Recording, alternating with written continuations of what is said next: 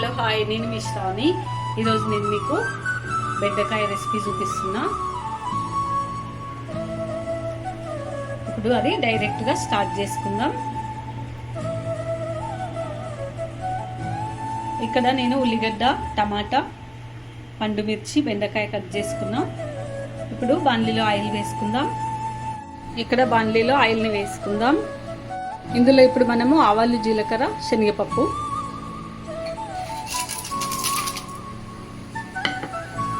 ఇప్పుడు పండు మిర్చి, ఉల్లిగడ్డ, ఇప్పుడు ఇందులో అల్లం వెల్లుల్లి పేస్ట్, పసుపు, ఉప్పు, కరివేపాకు.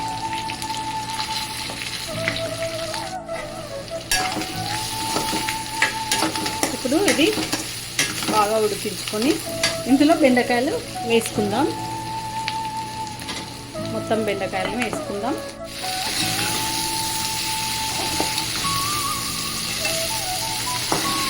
ఇవి కొంచెం మగ్గిన తర్వాత టమాటాలు యాడ్ చేసుకోవాలి. ఇక్కడ నేను ఆ కర్రీకి ఒక మసాలా పట్టుకుంటున్నా. బాదం ఒక 4, పుట్నాలు కొన్ని, ఇలాచి, చెక్క, లవంగ, కొబ్బెర, ధనియాలు, వీటిని మనం పౌడర్ చేసుకుందాం. ఇప్పుడు అది పౌడర్ చేసుకునేటప్పుడు అంతలోపు మనం ఇక్కడ టమాటాలు వేసుకుంటే ఇవి ఉడికిపోతాయి. కొంచెం ఇందులో టమాటాలు ఎక్కువ తీసుకోవాలి.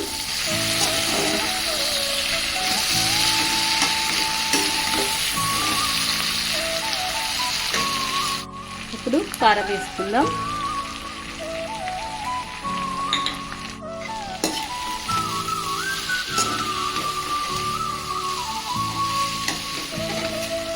ఇప్పుడు ఇందులో చింతపండు పిండుకుందాం.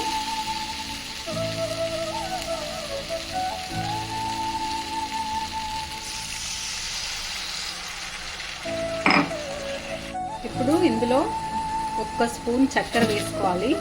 తీయగా ఏమి ఉండదు, టేస్ట్ బాగుంటుంది.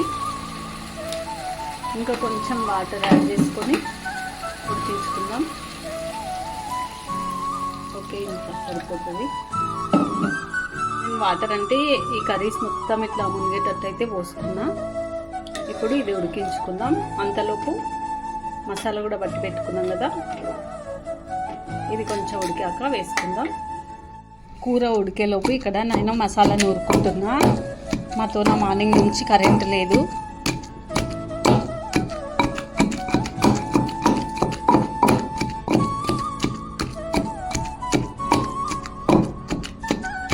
కొంచెం కచ్చపచ్చగా ఉన్నా ఏం కాదు. ఏమంటే మనం కొంచెం కొబ్బరి ఒకటి బాగా మెదగాలి.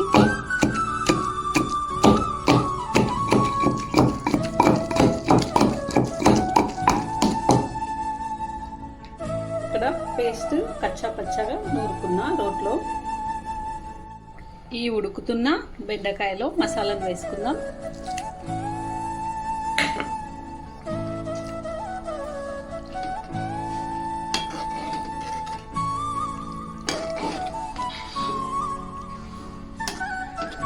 ఇప్పుడు ఇది ఉడికించుకుందాం.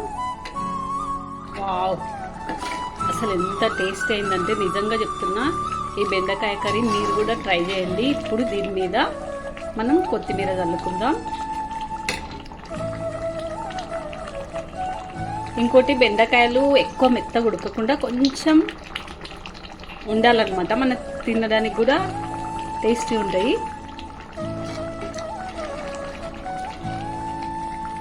యమ్మీ రెసిపీ.